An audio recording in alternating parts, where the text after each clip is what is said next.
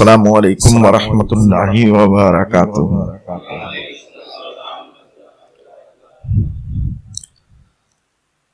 نحمده ونصلي ونسلم على رسوله الكريم اما بعد فاعوذ باللہ من الشیطان الرجیم بسم اللہ الرحمن الرحیم وَإِن تَعُدُّوا نِعْمَةَ اللَّهِ لَا تُحْصُوهَا۔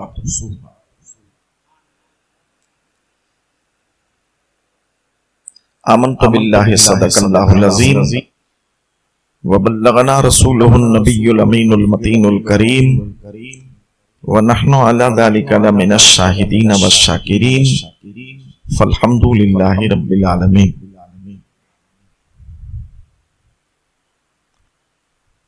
محترم و مکرم علماء کرام و سامعین حضرات، عزت مآب خواتین اسلام، حمد و ثنا کے بعد قرآن مقدس کی جو آیت کریمہ کا جز تلاوت کیا میں نے، اس میں رب ارشاد فرما رہا ہے کہ میرے بندو، میری نعمتوں کو تم گننا چاہو تو نہیں گن سکتے۔ اس کے ماتحت کچھ عرض کرنے سے پہلے ہم سب مل کر آقا انعامدار شہنشاہ ذی وقار گلشن ہستی کی اولی فصل بہار، نائب پروردگار حبیب کردگار شفیع روز شمار جناب احمد مجتبی محمد مصطفیٰ صلی اللہ علیہ وسلم کی بارگاہ پاک میں اپنی عقیدت و محبت کا ثبوت دیتے ہوئے گنبد خضرا کی جانب لو لگا کر بلند آواز سے ہدیہ درود و سلام پیش کریں اور پڑھیں اللہم صلی وسلم وبارک علی سیدنا حبیبنا و مولانا محمد معدن الجود والکرم علی واصحابہ اجمعین۔ ایک مرتبہ اور درود شریف پڑھیں، صلی اللہ علی النبی الامی و آلہ صلی اللہ علیہ وسلم، صلاۃ و سلام علیکہ یا رسول اللہ، صلاۃ و سلام علیکہ یا حبیب اللہ صلی اللہ علیہ وسلم۔ کچھ عرض کرنے سے پہلے مختصر انداز میں ہدیہ نعت رسول پاک 2-3 اشعار سماعت فرمائیں، پھر اس کے بعد آیت کریمہ کے ماتحت کچھ عرض و معروضات پیش کروں۔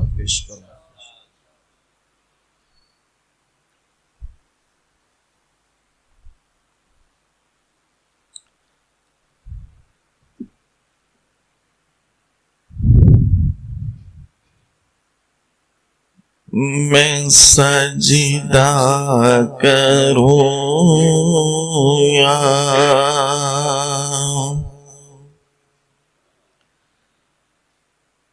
کہ دل کو سنبھالوں، میں سجدہ کروں یا کہ دل کو سنبھالوں، کہ آقا کی چوکھٹ نظر آ رہی ہے، میں سجدہ کروں یا کہ دل کو سنبھالوں، میں سجدہ کروں یا۔ سجدہ کرنے کا دل چاہتا ہے مگر دل کو سنبھالنا پڑتا ہے، اس لیے کہ اسلام اجازت نہیں دیتا۔ میں سجدہ کروں، اور صحابہ نے بھی عرض کیا تھا یا رسول اللہ یہ جانور آپ کو سجدہ کر رہے ہیں تو ہم تو زیادہ حقدار ہیں۔ سرکار نے فرمایا سجدہ صرف رب کو کیا جاتا ہے۔ میں سجدہ کروں یا کہ دل کو سنبھالوں، کہ آقا کی چوکھٹ نظر آ رہی ہے، اسی بے خودی میں کہیں کھو نہ جاؤں، اسی خودی. یہ بے خودی کیسی ہے؟ دل چاہتا ہے کہ سجدہ کروں مگر اس قانون اجازت نہیں دیتا. اسی کشمکش میں اسی بے خودی میں گم ہوں. اسی بے خودی میں کہیں کھو نہ جاؤں. تڑپ کملی والے کی تڑپا رہی ہے. اسی بے خودی میں کہیں کھو نہ جاؤں. تڑپ کملی والے کی تڑپا رہی ہے. اگر کچھ لوگوں کو مزہ نہ آئے تو خالی یہ تو سمجھ کر کے بولو کہ یہ سرکار کا ذکر ہو رہا ہے. یہ سمجھ کر کے بولنا یہ بھی سوال ہے. یہ بھی میں ثبوت دے سکتا ہوں. یہ سمجھ کر کے بولنا کہ سرکار کی تعریف ہو رہی ہے یہ بھی محبت کی ایک نشانی ہے. اسی بے خودی میں کہیں کھو نہ جاؤں. تڑپ کملی والے کی تڑپا رہی ہے. دو عالم کا داتا میرے سامنے کہ کعبے کا کعبہ میرے سامنے. دو عالم کا داتا میرے سامنے کہ کعبے کا کعبہ میرے سامنے. دو عالم کا داتا میرے سامنے کہ کعبے کا کعبہ میرے سامنے. اور اسی کا نقشہ اعلیٰ حضرت نے بھی کھینچا ہے. حاجیوں آؤ شہنشاہ کا روزہ دیکھو. حاجیوں آؤ شہنشاہ کا روزہ دیکھو. کعبہ تو دیکھ چکے اب کعبے کا کعبہ دیکھو. اب کعبے کا کعبہ دیکھو. اسی لیے شاعر کہتا ہے دو عالم کا داتا میرے سامنے کہ کعبے کا کعبہ میرے سامنے. ادا کیوں نہ فرض محبت کروں میں. ادا کیوں نہ فرض محبت کروں میں. خدا کی خدائی جھکی جا رہی ہے.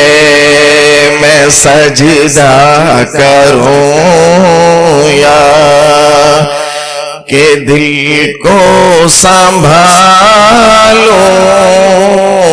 میں سجدہ کروں یا کہ دل کو سنبھالوں. کہ آقا کی چوکھٹ نظر آ رہی ہے. اور آخری کڑی فقیری کا مجھ میں نہیں ہے سلیقہ، نہ آتا ہے کچھ مانگنے کا طریقہ۔ یہ دربار اتنا بڑا ہے، آمینہ کے لال کا دربار اتنا بڑا ہے کہ مانگنے کا سلیقہ بھی نہیں اور مانگنا آتا بھی نہیں۔ شاعر کہتا ہے میں کیا مانگوں، مانگنے والے وہ مانگتے جو بایزید بستامی نے مانگا تھا، مانگنے والے وہ مانگتے ہیں جو عبد القادر جیلانی نے مانگا تھا، مانگنے والے وہ مانگتے ہیں جو شیخ احمد رفاعی نے مانگا تھا۔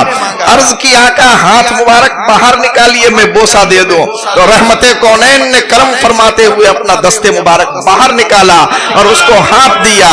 اسی کا نقشہ کھینچتے ہوئے شاعر کہتا ہے فقیری کا مجھ میں نہیں ہے سلیقہ، نہ آتا ہے کچھ مانگنے کا طریقہ، ادھر بھی نگاہ کرم کملی والے، ادھر بھی نگاہ کرم کملی والے، زمانے کی جھولی بھری جا رہی ہے۔ سرکار سب کو ملتا ہے تو پھر میں کیوں میں کیوں مایوس ہوا؟ سب کو مل رہا ہے، کوئی کیسا بھی آتا ہے، یہ نہیں پوچھا جاتا کہ یہاں ہے یا نہیں ہے، کوئی کیسا بھی سوالی آئے مگر سرکار سب کو ملتا ہے، تو پھر میری جھولی واپس خالی کیوں جائے؟ میری جھولی بھی بھر دو، میری جھولی بھی بھر دو۔ پھر شاعر کہتا ہے فرشتوں سرے راہ آنکھیں بچھا دو، اٹھو بہر تعظیم سر کو جھکا لو، فرشتوں اٹھو، فرشتوں سرے راہ آنکھیں بچھا لو، اٹھو بہر تعظیم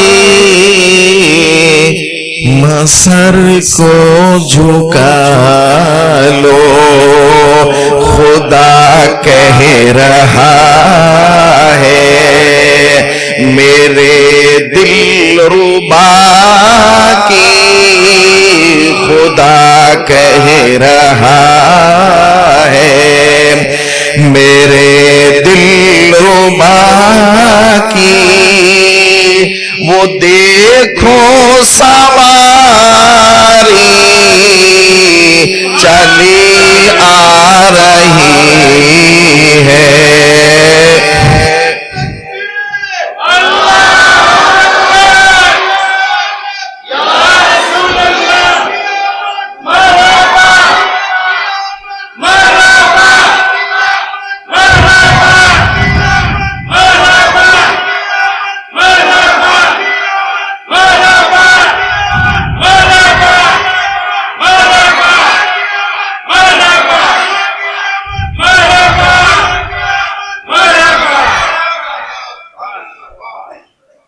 بلند آواز سے بلند شریف پڑھیں اللہم صلی وسلم مبارک علی سیدنا حبیبنا نبینا مولانا محمد طب القلوب و دوائیہ و عافیت الابدان و شفائیہ و نور الابصار و غیائیہ و قوت الارواح و غذائیہ و علی آلہ و صحبہ دائما ابدا صلاة و سلام علیکہ یا رسول اللہ، صلاة و سلام علیکہ یا حبیب اللہ صلی اللہ علیہ وسلم۔ محفل میلاد النبی کے اس مبارک ماہ ربیع النور کی محفلوں کی یہ دوسری کڑی جس میں ہم اور آپ حاضر ہیں، ہمارے پیارے آقا رحمت کونین صلی اللہ علیہ وسلم کی بارگاہ پاک میں خراج عقیدت پیش کرنے کے لیے ہم حاضر ہیں۔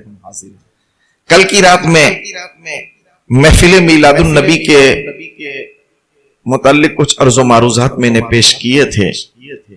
آج جو آیت کریمہ پڑھی اس میں رب نے ارشاد فرمایا کہ تم میری نعمتوں کو گننا چاہو گے تو وہ نعمتیں گن نہیں سکتے۔ آیت تو میں نے یہ پڑھی ہے، مگر اس سے ایک اور بات نکالنا جو مفسرین کے مفہوم سے نکلتی ہے وہ بتانا چاہتا ہوں۔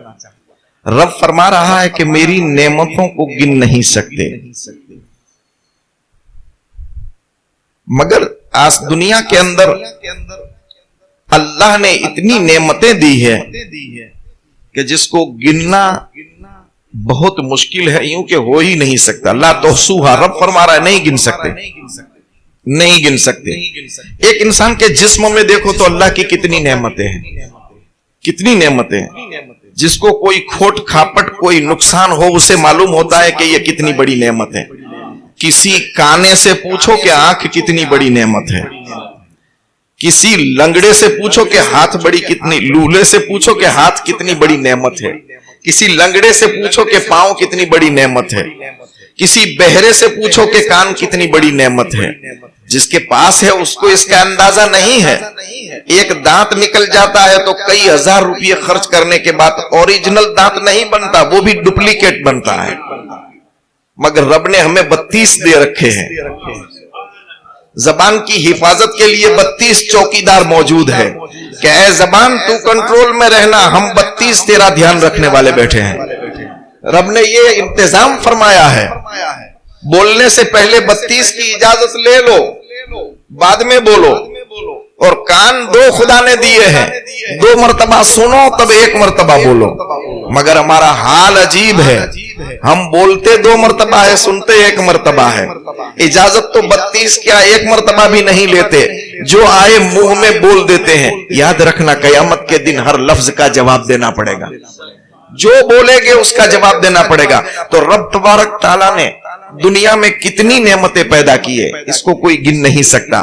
جسم ایک کو لے لو، بلکہ میں تو یوں کہتا ہوں کہ ہمارے سروں پر جو بال ہے، ہماری داڑھیوں میں جو بال ہے، ہمارے جسم میں جو بال ہے، وہ بھی اللہ کی ایک نعمت ہے۔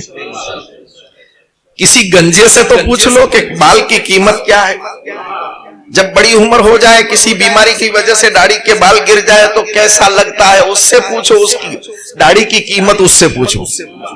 آج جو گندی نالیوں میں حضور کی سنت کو صاف کروا کر کے پھینک رہے ہیں اور اس کی قدر و قیمت نہیں کرتے، ذرا ان سے پوچھو کہ جو بیماری کی وجہ سے بال نکل جاتے ہیں اور بوڑھاپے کی موسم میں جب پہنچ جاتے ہیں تو پھر بال داڑھی جو ہے وہ سر جیسی لگتی ہے۔ اس سے پوچھو کہ اللہ کی یہ بال کتنی نعمت ہے۔ بلکہ میں آپ کو بتاؤں، ہمارے جسم میں جو سانس جاتا ہے، جو سانس جاتی ہے وہ بھی اللہ کی نعمت ہے، اور جو سانس جا کر کے اندر سے باہر نکلتی ہے وہ بھی اللہ کی نعمت ہے۔ یہ سانس اندر نہ جائے تب بھی آدمی مر جائے، اور گئی ہوئی سانس باہر نہ نکلے تب بھی آدمی مر جائے۔ زندگی ایک سانس کی قیمت ہے۔ آج جو ہم پٹاخے پاؤں کو اڑا کر کے چل رہے ہیں زمین پر، ایسا سمجھتے ہیں کہ ہم کو کوئی پوچھنے والا نہیں ہے۔ ہماری قیمت بس اتنی ہے، اندازہ کر لینا، اتنی ہی قیمت ہے۔ کورونا کے ٹائم کے اندر دیکھ لیا تھا کہ کتنی قیمت ہے۔ ایک سانس کی قیمت، رک گئی تو گئی موت، اور اندر نہیں گئی تب بھی موت، اور اندر سے باہر نہیں آئی تب بھی موت۔ یہ رب کی سب نعمتیں ہیں، کوئی گن نہیں سکتا۔ رب تبارک تعالیٰ نے ان گن نعمتیں دنیا کے اندر پیدا کی ہے۔ کتنی نعمتیں پیدا کی ہے اس کا کوئی حساب نہیں ہے۔ بلکہ بعض جاننے والے تو یہ بھی کہتے ہیں کہ اللہ نے جسم کے اندر، شریر کے اندر، باڈی کے اندر، پروردگار عالم نے 40,000 الگ الگ پرزے رکھے ہیں۔ 40,000 الگ الگ پرزے رکھے ہیں۔ ان پرزوں میں نسوں کو دیکھو تو الگ ہے، ان کے اندر کئی ایسے بیکٹیریاز ہے جو وہ الگ الگ ہے، خون کا دوران الگ ہے، جو جہاں سے جوڑ ہے وہ الگ ہے، الگ الگ انداز سے۔ ایک ہم کہتے ہیں کہ یہ انگلی ہے، مگر اس انگلی میں بھی 3 حصے ہیں۔ ایک دو تین، اور آپ کہتے ہیں کہ اس میں تین ہے، میں کہتا ہوں خالی تین نہیں ہے، اس ایک میں بھی تین ہے، اس ایک میں بھی تین ہے، چمڑی الگ ہے، ہڈی الگ ہے اور نبض الگ ہے، اس ایک میں بھی تین ہے۔ اب حساب کرتے جاؤ، ایک انگلی میں ایک میں تین، تین چھ نو، اب ایک انگلی میں 9 ہوئے، یہ تو میری معلومات ہے، سائنٹسٹ کتنا کہتے ہیں تو وہ جانے۔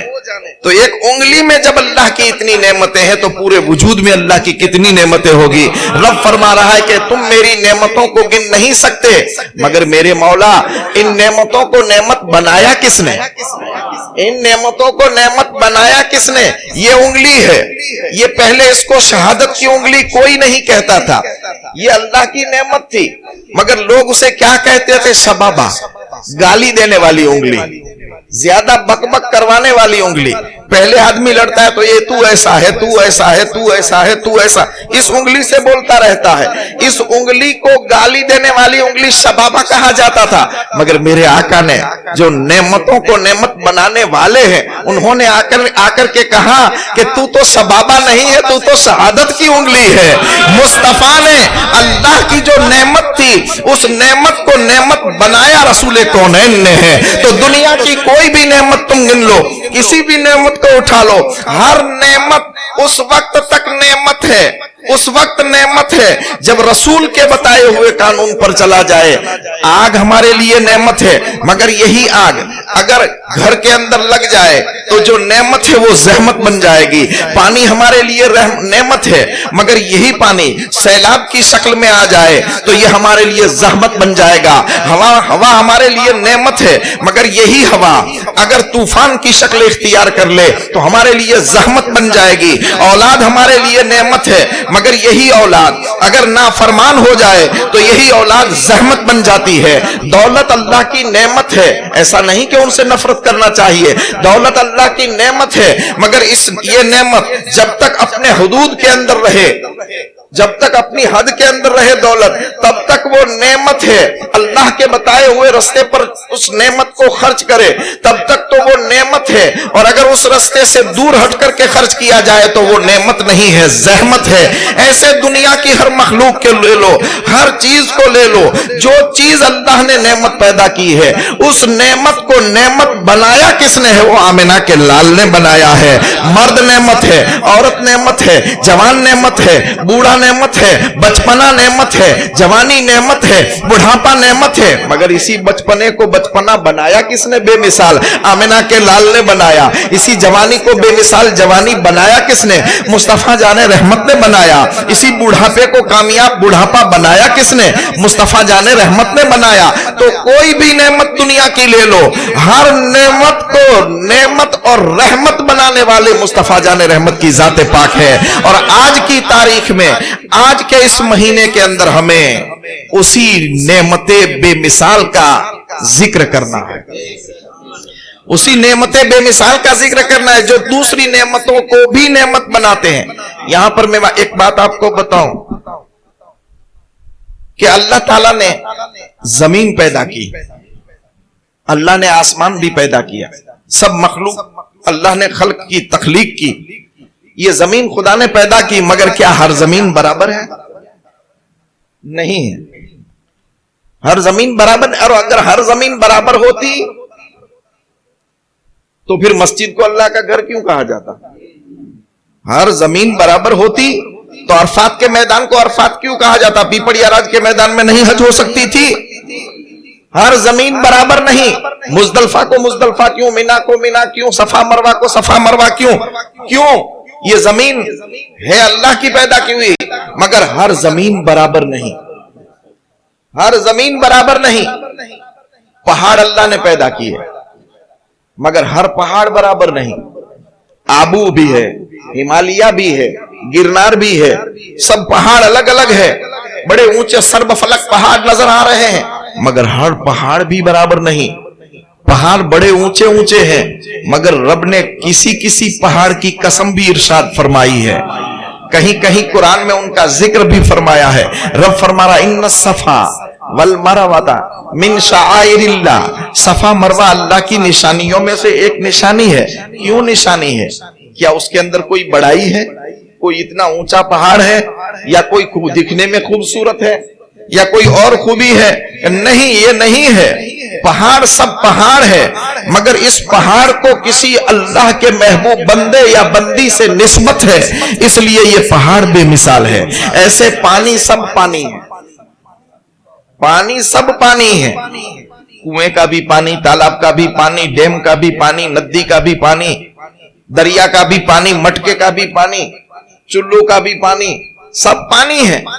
مگر ان پانیوں میں کچھ پانی ایسے جو اپنی شان آپ رکھتے ہیں، جیسے آب زمزم کا پانی ہے، اللہ نے بے مثال بنایا ہے۔ حضور فرماتے کہ آب زمزم کو دیکھنا پینا تو عبادت ہے ہی، مگر آب زمزم کو حدیث مصطفیٰ ہے، سرکار فرماتے کہ آب زمزم کو دیکھنا بھی عبادت ہے،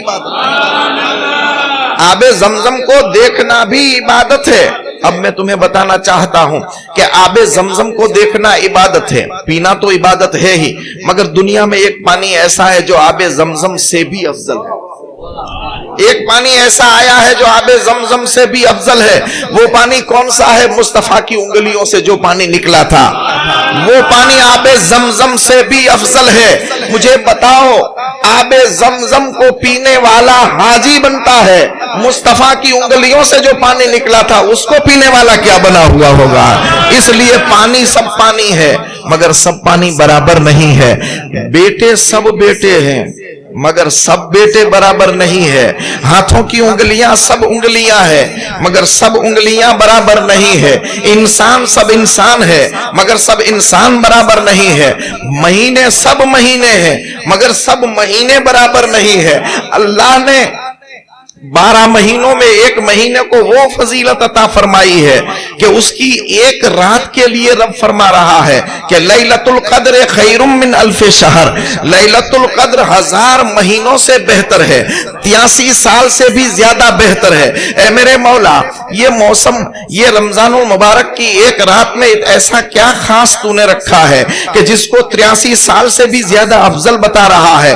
تو رب نے فرمایا کہ اس کے اندر میں نے میرے کلام کو نازل کیا ہے، میری کتاب کو نازل کیا ہے۔ رمضان المبارک مہینے کو جو شان و شوکت ملی وہ قرآن کی نسبت کی وجہ سے ملی۔ کتابیں تو سب کتابیں ہیں، مگر سب کتابیں برابر نہیں ہے۔ توریت الگ ہے، زبور الگ ہے، انجیل الگ ہے، اور اللہ کی مقدس کتاب قرآن مقدس الگ ہے۔ یہ قرآن جس رات کے اندر نازل ہو، قرآن کے نزول کے سبب سے وہ رات 83 سال سے افضل ہو جائے، رمضان کو بھی اتنی بڑی فضیلت مل جائے قرآن کے نزول کے سبب سے۔ آپ کو میں بتا دوں، آسمانی جتنی کتابیں ہیں وہ سب اکثر رمضان المبارک کے مہینے میں نازل ہوئی ہے۔ توریت کو دیکھو تو رمضان میں، زبور کو دیکھو تو رمضان میں، انجیل کو دیکھو تو رمضان میں، قرآن مقدس کو دیکھو تو رمضان میں، اور صحیفوں کو دیکھو تو وہ بھی رمضان میں۔ یہ تمام کتابیں اس مبارک مہینے میں نازل ہوئے، اور کتاب کے نزول کی وجہ سے رمضان المبارک کے مہینے کو رب نے بڑا بتا دیا، اور لیلۃ القدر کو قرآن کے نزول کے سبب سے رب تبارک تعالیٰ نے 80 سال سے زیادہ برکت اور فضیلت والی رات بنا دیا۔ تو مجھے بتاؤ، قرآن کی وجہ سے اگر ایک رات ایسی افضل ہو سکتی ہے، آسمانی کتابوں کی وجہ سے اگر ایک مہینہ افضل ہو سکتا ہے، تو یہ تو قرآن ہے۔ ذرا قرآن سے پوچھو کہ اے قرآن، تجھے قرآن بتایا کس نے؟ تجھے قرآن بتایا کس نے کہ یہ اللہ کا کلام ہے؟ وہ نبی نہ ہوتا تو رب فرماتا ہے لولاک لما خلقت الافلاک، اے محبوب اگر تجھے پیدا نہ کرتا تو اس آسمان کو بھی پیدا نہ کرتا، اس زمین کو بھی پیدا نہ کرتا۔ محبوب تجھے پیدا کیا ہے، آپ کے پیدا کرنے کے سبب سے میں نے آسمان کا سامیانہ لگایا، اس زمین کا فرش بچھایا، چاند و سورج کے ستارے، چاند و سورج کی لائٹوں کو روشن کیا، ستاروں کی انجمن کو بسایا ہے، دریا کی روانی کو شروع کیا ہے۔ یہ سب کچھ آمنہ کے لال کے صدقے میں۔ تو اگر ایک کتاب ایک رات اور ایک مہینے کو 83 سال سے افضل بنا سکتے ہیں، تو ماہ ربیع الاول کے مہینے میں جو 12ویں رات آئی ہے، وہ رات ہزاروں رمضان سے نہیں بلکہ میرا وجدان اور ایمان کہتا ہے کہ ایسے لاکھوں رمضان سے وہ ایک ماہ ربیع الاول کی 12ویں رات افضل اور بہتر اور بالا ہے، اس لیے کہ اس میں کتاب آئی ہے، اس میں صاحب کتاب آیا ہے، اس میں کتاب آئی ہے. اور کتاب جب نازل ہوئی تو رب نے بھی یہ انتظام نہیں فرمایا کہ کتاب کو لے کر کے لاکھوں فرشتے چلے جاؤ، ہزاروں فرشتے چلے جاؤ. کتاب جب نازل ہوئی تو رب نے یہ بھی نہیں فرمایا کہ اے ستاروں سب سجدے کر لو. کتاب جب نازل ہوئی تو رب نے یہ بھی نہیں فرمایا کہ اے چاند و سورج خیرات مانگ لو نور کی. مگر جب آمنہ کا لال آیا، صاحب قرآن نہ تشریف لائے، 12 ربیع الاول کی رات کو جب وہ سرکار تشریف لائے تو آسمانی مخلوق کو رب نے حکم دیا کہ جاؤ میرے محبوب کے در پر چلے جاؤ. ستاروں کو سجدے کا حکم دیا، سب ستارے حجرے آمنہ کی طرف جھکے ہوئے تھے. اتنی بے مثال رات جو ہزار نہیں لاکھوں رمضان سے افضل اور بہترین ہے. میں آپ کو ایک اور بات بتاتا ہوں. ہم کچھ لوگ یہ کہتے ہیں کہ مسلمانوں کی 2 عیدیں تھی، تیسری عید کہاں سے نکالی؟ مسلمانوں کے پاس تو 2 عید تھی، عید الاضحیٰ اور عید الفطر. یہ تیسری کہاں سے نکالی؟ ان کو معلوم ہونا چاہیے کہ ابھی تک تم اسلام کی حالات اور اسلام کے اتہاس کو تم نے پڑھا ہی نہیں ہے. بخاری بولتے ہو، بخاری کو پڑھا ہی نہیں ہے. بے عشق مصطفیٰ جو پڑھتے ہیں بخاری، بے عشق مصطفیٰ، بغیر عشق مصطفیٰ، بے عشق مصطفیٰ پڑھتے ہیں بخاری، آتا ہے بخار. ان کو بخاری نہیں آتی. حدیث پڑھنے کے لیے صرف عقل اور جانکاری کی ضرورت نہیں ہے، عشق مصطفیٰ کی بھی ضرورت ہے. بغیر عشق مصطفیٰ کے حدیث کو سمجھنا بہت مشکل ہے. سرکار دو عالم صلی اللہ علیہ وسلم صحیح ستہ کی حدیث کے اندر ارشاد فرماتے ہیں، آپ نے فرمایا کہ جمعہ کے دن کو اللہ نے مومنوں کے لیے عید بنایا ہے. عید للمومنین حدیث کا لفظ ہے، مومنوں کے لیے عید ہے. آسمان رشد و ہدایت کے ستاروں نے عرض کی آقا یہ مومنوں کے لیے عید کیوں ہے؟ اس کے اندر کیا خصوصیت ہے؟ سرکار نے فرمایا کہ جمعہ کے دن مجھ پر زیادہ درود پڑھا کرو، اس لیے کہ یہ مومنوں کی عید کا دن ہے. اب سرکار کی زبان سے نکل گیا یہ مومنوں کی عید ہے. اب دنیا کی کوئی طاقت اس عید کو بند کر سکتی ہے؟ نبی نے فرما دیا یہ مکان کعبہ ہے تو آج تک کہا جا رہا ہے کہ یہ کعبہ ہے. نبی نے فرما دیا یہ کتاب قرآن ہے تو آج تک کہا جا رہا ہے یہ قرآن. جبریل کہنے آئے تھے کسی کو جبریل نے کہا تھا کہ یہ کعبہ ہے یہ قرآن ہے؟ نہیں، سرکار نے جو فرما دیا وہی ہو کے رہا. اس لیے تو فرماتے کہتے ہیں ایک شاعر، تمہارے منہ سے جو بات نکلی وہ ہو کے رہی. جو سرکار نے فرما دیا کن کذالک، جیسا کہہ دیا ویسا ہی ہو گیا. یہ بلڈنگ کعبہ ہے تو کعبہ ہو گئی، یہ کتاب قرآن ہے تو قرآن ہو گیا. یہ گھر مدینہ بیماریوں کا گھر نہیں شفا خانہ ہے تو وہ شفا خانہ بن گیا. یہ پہاڑ صفا مروہ اللہ کی نشانیاں ہے تو اللہ کی نشانیاں بن گئی. یہ عرفات مقدس میدان ہے جو حضرت آدم کی یاد دلاتا ہے تو پھر وہ میدان بن گیا. سرکار نے جو فرمایا، آقا نے جو فرمایا وہ ہوا، دوسرا کچھ نہیں. سرکار نے جو کہہ دیا وہ ہو کے رہا. تو سرکار نے کیا فرمایا؟ جمعہ مسلمانوں کی عید کا دن ہے. آسمان رشد و ہدایت کے ستاروں ہم مناتے بھی ہیں، نہاتے ہیں، کپڑے بدلتے ہیں، خوشبو لگاتے ہیں، جمعہ کی نماز کے لیے جاتے ہیں. جو 8 دنوں میں نہیں آتے وہ بھی 8 دن میں ایک مرتبہ عید منانے کے لیے آ جاتے ہیں. مگر کئی میرے بھائی ایسے بھی ہیں کہ 8ویں عید ہم نہیں منائیں گے، ہم تو 365ویں عید منائیں گے. وہ عید کے دن، بڑی عید کے دن آ جاتے ہیں. اللہ ان کو بھی توفیق دے. مگر حضور نے تو ہمیں 52 عیدیں منانے کا حکم دیا ہے ایک سال کے اندر. 52 اور 2 بڑی 54 اور ایک سب عیدوں کی عید. یہ سب عیدوں کی عید ماہ ربیع الاول کی عید، جس کے بارے میں ایک شاعر کہتا ہے، نثار تیری چہل پہل پر، نثار تیری چہل پہل پر ہزاروں عیدیں ربیع الاول، نثار تیری چہل پہل پر ہزاروں عیدیں ربیع الاول. سوائے ابلیس کے جہاں میں، سوائے ابلیس کے جہاں میں سبھی تو خوشیاں منا رہے تھے، سب خوشیاں منا رہے تھے. سرکار نے فرمایا جمعہ کے دن کو عید مناؤ. صحابہ نے عرض کیا آقا، آپ نے فرمایا کہ جمعہ کے دن کو عید مناؤ اور اس میں مجھ پر درود زیادہ پڑھو. عرض کی آقا عید کیوں منائے, کیا سبب ہے؟ آپ نے فرما دیا سرے ہم تسلیم ہم مان رہے ہیں, مگر آقا کوئی سبب تو ہوگا. سرکار نے فرمایا, حدیث کا مضمون پیش کر رہا ہوں, سرکار نے فرمایا کہ عید اس لیے ہے کہ اس میں حضرت آدم کو بنایا گیا. اسی دن جمعہ کے دن حضرت آدم کو بنایا گیا, اور اسی دن حضرت آدم کا وصال بھی ہوا, پردہ بھی فرمایا. اس لیے جمعہ کا دن عید ہے. حضرت آدم پیدا ہو تو عید, حضرت آدم کا وصال ہو تو عید مسلمانوں کے لیے. جانے آدم پیدا ہو, وجہ تخلیق آدم پیدا ہو, اور پھر لوگ کہے کہ یہ عید منانا شرک و بدعت ہے. آدم علی نبینا علیہ الصلوۃ والتسلیم کی یاد میں اگر جمعہ کے دن عید منائی جا سکتی ہے تو آمنہ کے لال کی ولادت کی خوشی کے اندر ماہ ربیع الاول کی 12ویں تاریخ کو بھی عید منائی جا سکتی ہے.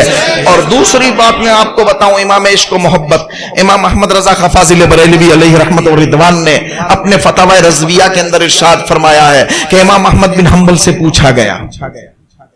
یہ امام احمد بن حنبل کون ہے؟ آپ نے تو کبھی کئی بار سنا ہوگا میرے منہ سے. یہ امام احمد بن حنبل کون ہے؟ حدیثوں کی دنیا کا بادشاہ ہے. امام بخاری جیسے امام کو 2-3 لاکھ حدیثیں یاد تھی, امام مسلم کو 1-2 لاکھ حدیثیں یاد تھی. کئی اور محدث آئے جن کو 2 لاکھ, کسی کو 1 لاکھ, کسی کو 3 لاکھ. بات بولنا آسان ہے, 2 حدیثیں یاد کر کے تو دیکھ لو. کسی کو 2 لاکھ, کسی کو 3 لاکھ, مگر امام احمد بن حنبل وہ شخصیت ہے جس کو حضور کی 10 لاکھ حدیثیں یاد تھی. اسلامی حدیث کی دنیا کا بادشاہ. وہ فرماتے ہیں کہ میں نے ایک مرتبہ ایک محدث کو دیکھا, بات آگے پھر بتاتا ہوں, پہلے امام احمد بن حنبل کی بات کر رہا ہوں. میں نے ایک محدث کو دیکھا کہ وہ حدیث بتاتے ہیں, فرماتے ہیں اس نے مجھ سے کہا, اس نے مجھ سے کہا, اس کو روایت کہا جاتا ہے. تو کہا کہ فلاں نے فلاں سے کہا, فلاں نے فلاں سے کہا, فلاں نے فلاں نے حدیث بیان کی, فلاں سے فلاں نے حدیث بیان کی. اس طرح کہتے جاتے ایک نام جب آیا تو وہ خاموش ہو گئے. وہ خاموش ہو گئے. شاگردوں نے کہا حضرت نام لیں, تو وہ لرزنے لگے, کانپنے لگے. تو شاگردوں نے کہا حضرت کوئی اس کی وصف, کوئی تعریف, کوئی اس کا خطاب بتائے, نام نہیں لے سکتے. تو وہ محدث نے کہا کہ میں کیا اس کا نام لوں. کالا شہنشاہ, حدیث کی دنیا کے شہنشاہ نے یہ کہا ہے. وہ محدث کہتے ہیں.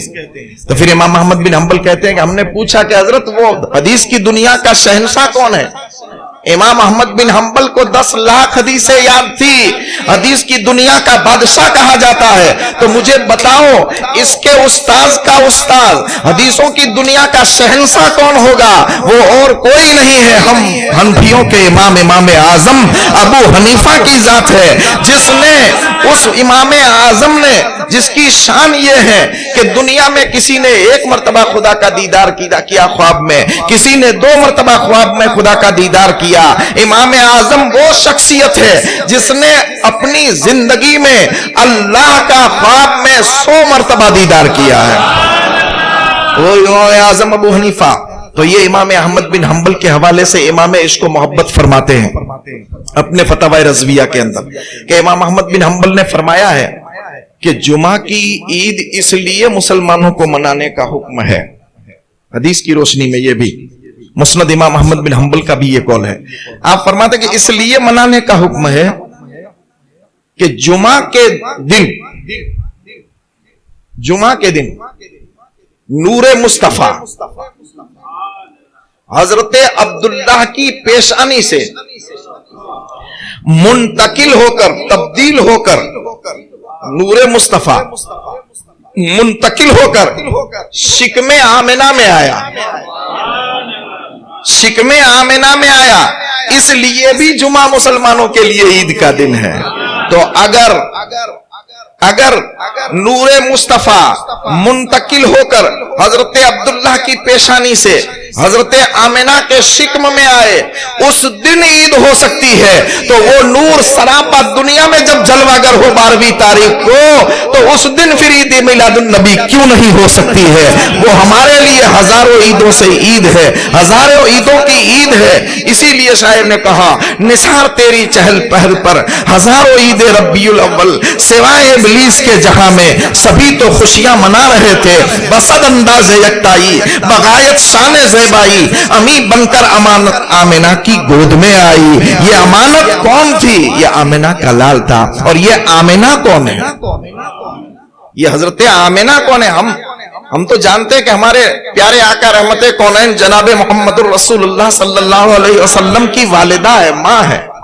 کچھ لوگ اس کے بارے میں بھی زبان کھولتے ہیں، اور ہم سنی حضرات کا یہ عقیدہ ہے، اور کسی بھی عالم کو ایسا ہی ہونا چاہیے کہ جب اعمال کی اصلاح کی ضرورت ہو تو اعمال کی اصلاح کرے، اور جب عقیدے کی اصلاح کی ضرورت ہو تو عقیدے کی اصلاح کی کرے۔ اس لیے کہ صرف اعمال کی اصلاح کرنا وہ ہم سنیوں کا کام نہیں، صرف عقیدے کی اصلاح کرنا وہ بھی ہمارا کام، ہم دونوں کی اصلاح کرنے والے ہیں۔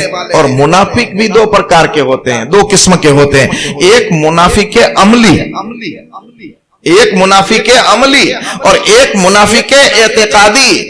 منافق عملی وہ ہے جو سرکار نے بتایا اس پر عمل نہ کرے، نماز پڑھنے کا کہا نہ پڑھا، روزہ رکھنے کا کیا نہ رکھا، حج کرنے کا کہا حج نہ کی، زکات دینے کا کہا زکات نہ دی، وہ منافق عملی ہے، عمل کے اعتبار سے منافق ہے۔ کچھ لوگ کہتے ہیں کہ ہم کیا ہوا نماز نہیں پڑھتے، ہم تھوڑے کوئی برا کام کرے۔ ارے آپ منافق عملی ہو چکے ہیں، اور منافق اعتقادی اسے کہا جاتا ہے جو عقیدے میں خرابی ہو۔ اور سرکار نے فرمایا کہ اللہ ایک ہے، کوئی کہے کہ نہیں اللہ ایک ہے یا نہیں مجھے شک ہے، وہ منافق اعتقادی ہے۔ اللہ کے رسول خاص خدا کے بندے ہیں، کم و بیش 1,24,000 تشریف لائے، مگر وہ کہے کہ نہیں اتنے نہیں بہت تھوڑے آئے ہیں۔ جو سرکار نے فرمایا اعتقاد اور عقیدے کے مطابق کوئی اس کا انکار کرے یا وہم و گمان وہم کرے اور نہ مانے تو وہ منافق اعتقادی ہے، وہ منافق عملی ہے۔ ہم دونوں کی اصلاح چاہتے ہیں۔ یہ آمنہ کون ہے؟ اس بات پر بات آئی تو میں نے بتایا حضرت آمنہ حضور صلی اللہ علیہ وسلم کی والدہ ہے۔ کچھ لوگ یہ کہتے ہیں کہ محمد عربی صلی اللہ علیہ وسلم کے ماں باپ جو تھے وہ مسلمان نہیں تھے۔ کچھ لوگ یہ دعویٰ کرتے ہیں کہ حضور کے ماں باپ مسلمان نہیں تھے، نعوذ باللہ، ہم یہ نہیں مانتے۔ ہمارا متفقہ عقیدہ اور ماننا یہ ہے کہ رحمت کونین صلی اللہ علیہ وسلم کے تمام ماں باپ، آپ سے لے کر حضرت آدم تک تمام ماں باپ یا تو مومن تھے یا موحد تھے، اللہ کا انکار کرنے والے کوئی نہیں تھے۔ مگر کچھ لوگ تو اور آگے بڑھ جاتے ہیں اور کہتے ہیں کہ وہ مومن بھی نہیں تھے، وہ تو جہنمی تھے، نعوذ باللہ۔ حضور کے والدین کو جہنمی کہا جاتا ہے۔ یہ وہ آمنہ ہے جس نے اپنے شکم کے اندر 9 مہینہ اس گلاب کے پھول کو رکھا، اور رکھنے کے بعد فرماتی ہے یہ حضرت آمنہ وہ آمنہ ہے کہ جب شکم مادر کے اندر سرور کائنات کا نور منتقل ہو کر کے آیا تو حضرت آمنہ فرماتی ہے کہ میرے گھر سے ایک دن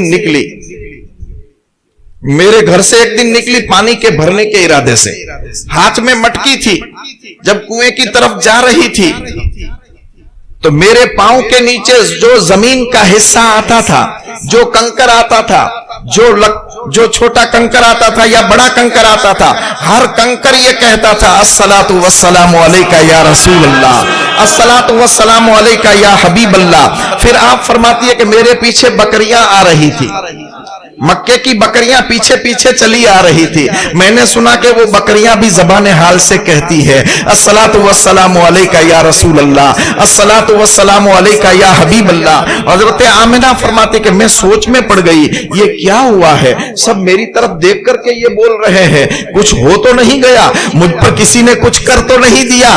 آپ فرماتی ہے کہ میں یہ سوچ رہی تھی کہ کنویں تک پہنچی، وہاں دیکھا تو چاروں طرف عورتوں کی بھیڑ تھی پانی بھرنے کے لیے، جب میں وہاں پہنچی مجھے جہاں جگہ ملی میں نے کنویں پر جھانک کر کے دیکھا کہ پانی کہاں ہے. دیکھا تو پانی تو تہ میں ہے, تڑیے میں پانی تو تہ میں ہے, پانی اوپر نہیں ہے. مگر جب میں نے جھانکا اور اپنی پیشانی کو جھکایا تو میری پیشانی سے ایک نور کی ایسی کرن پھوٹی کہ وہ نور کی کرن پانی کی تہ پر پہنچی اور پانی کرن کو پاتے ہی اوپر آ گیا. اور میں نے اپنے ہاتھ سے پانی کو بھرا اور جب پانی بھر رہی تھی تو پانی سے آواز آ رہی تھی الصلاۃ والسلام علیکہ یا رسول اللہ, الصلاۃ والسلام علیکہ یا حبیب اللہ. یہ ماں کیا یہ دوزخی ہو سکتی ہے؟ یہ جہنمی ہو سکتی ہے؟ اگر یہ جنتی نہیں تو میں تو یہ کہتا ہوں کہ کسی کی ماں جنتی نہیں ہے. یہ وہ ماں ہے جس کے بارے میں حضرت عیسیٰ علی نبینا علیہ الصلوۃ والتسلیم بھی فرماتے ہیں کہ ایک مرتبہ آپ نے اپنی قوم میں تقریر فرمائی, بڑے فصیح و بلیغ انداز میں تقریر فرمائی. ایک بڑھیا عورت کھڑی ہو جاتی ہے اور کہتی ہے کہ اے عیسیٰ تو کتنا بڑا ہے, تو کتنا اچھا ہے, تیرے سے بھی کوئی اچھا آدمی دنیا میں آئے گا, اور تیری ماں کتنی اچھی ہے جس کی گود میں تیرے جیسا بیٹا کھیلا ہے. تیری ماں سے بڑھ کر کے کوئی اچھی افضل ماں نہیں ہے. حضرت عیسیٰ نے کہا بڑھیا خاموش ہو جا, بڑھیا خاموش ہو جا, میں یقیناً اچھا ہوں مگر ایک اچھا ایسا آنے والا ہے جس کو بریلی کا تاجدار یوں کہتے ہیں کہ سارے اچھوں میں اچھا سمجھیے جسے, ہے اس اچھے سے اچھا ہمارا نبی, اور سارے اونچوں میں اونچا, سارے اونچوں میں اونچا سمجھیے جسے, ہے اس اونچوں سے اونچا ہمارا نبی. اور آگے فرماتے ہیں کہ ملک کونین میں انبیاء تاجدار, ملک کونین میں انبیاء تاجدار, تاجداروں کا آقا ہمارا نبی, یہ سرکار کی ذات ہے. تو حضرت عیسیٰ نے فرمایا کہ بوڑھی عورت بیٹھ جا, میں تو بڑا اچھا ہوں مگر ایک آنے والا ایسا اچھا ہے جو مجھ سے کئی درجے اچھا ہے, اس کی وجہ سے میں دنیا میں آیا ہوں. اور میری ماں تو بڑی اچھی ماں ہے, بڑی افضل ماں ہے, مگر دنیا میں ایک ماں آنے والی ایسی ہے کہ جس کی گود کے اندر نبیوں کا تاجدار اور نبیوں کا سردار کھیلے گا. میرے بھائیوں, کسی کا بیٹا ماسٹر ہوتا ہے, کسی کا بیٹا LLB ہوتا ہے, کسی کا بیٹا BA, B.Ed, M.Ed یہ ہوتا ہے, کسی کا بیٹا مولوی, مفتی, شیخ یہ ہوتا ہے, کسی کا بیٹا ولی ہوتا ہے, کسی کا بیٹا صحابی ہوتا ہے, کسی کا بیٹا غوث قطب اقطاب و ابدال ہوتا ہے, کسی کا بیٹا نبی ہوتا ہے, کسی کا بیٹا رسول ہوتا ہے. مگر یہ تو وہ ماں ہے جس کا بیٹا صرف نبی اور رسول نہیں ہے, سید الانبیاء ہے, تمام نبیوں کا سردار ہے. ایسی مبارک ماں ہے. اب کیا ایسی ماں دوزخی ہو سکتی ہے؟ نہیں. ہم سنیوں کا عقیدہ ہے, ہم سنیوں کا عقیدہ ہے کہ حضرت آمنہ بھی جنتی ہے, حضرت عبداللہ بھی جنتی ہے, اور دونوں کو سرکار نے کلمہ پڑھایا ہے. ہمارا یہ عقیدہ متفقہ مسئلہ ہے, ہم اسی کو مانتے ہیں. اسی نبی کی بارگاہ میں خراج عقیدت پیش کرنے کے لیے ہم آج کی محفل پاک کے اندر حاضر ہوئے ہیں. ہم جانتے ہیں کہ ہندوستان میں رہتے ہوئے ہم 15 اگست اور 26 جنوری مناتے ہیں, یوم جمہوریہ مناتے ہیں. اور میں آپ کو بتاؤں ایک بات, لوگ کہتے ہیں کہ تم میلاد کے دن کو کیوں مناتے ہو؟ مجھے تو تعجب ہوتا ہے. ارے تو اپنا بیٹا پیدا ہو تو کہے کہ میرے بیٹے کا برتھ ڈے مناتا ہوں. تیرا بیٹا پیدا ہو جو تیرا فرما بردار ہوگا یا نہیں ہوگا معلوم بھی نہیں, تیرا باپ حج کر کے آئے تو اس کی خوشی میں دن منائے, عید منائے. تیرا بیٹا پیدا ہو تو برتھ ڈے منائے, تیرے باپ کا تو برتھ ڈے منائے, تیرے بیٹے کے بیٹے کا تو برتھ ڈے. دنیا میں کوئی ایسا بچہ مجھے دکھا دو جس کی ولادت پر کسی نے خوشی نہ منائی, کسی نے نہ منائی ہو. ایک مناتا ہے, 10 مناتے ہیں, 50 مناتے ہیں, 500 مناتے ہیں, 1000 مناتے ہیں, 50,000 مناتے ہیں. الگ الگ منانے کا انداز ہوتا ہے. مگر یہ آمنہ کا لال ایسا لال آیا ہے کہ جس کی خوشی کسی ایک نے نہیں منائی, کسی ایک نے نہیں منائی, 10 نے نہیں منائی, 200-500 نے نہیں منائی, 5-10,000 25,000 نے نہیں منائی, بلکہ پوری کائنات نے خوشی منائی ہے. انسانوں نے خوشی منائی, جنوں نے خوشی منائی, چرند و پرند نے خوشی منائی. اسی لیے امام احمد بن حنبل فرماتے ہیں کہ میرے ماننے اور مجھ سے محبت کرنے والوں, میرا ایک مشورہ سن لو, میرا ایک مشورہ سن لو. 11 مہینے اپنے لیے کماؤ, 11 مہینہ اپنے لیے کماؤ, محنت کرو, فرزانہ بن کے گھومو, عقل والے بن کر گھومو, فرزانہ بن کے گھومو, اور 1 مہینہ اپنے نبی کے لیے رکھ دو. 1 مہینہ اپنے نبی کے لیے رکھ دو, 11 مہینے عقل والے فرزانہ بن جاؤ, اور 1 مہینہ دیوانہ بن جاؤ, دیوانہ بن جاؤ. یہاں پر میں بتاؤں کہ دیوانے کی حالت کیا ہوتی ہے.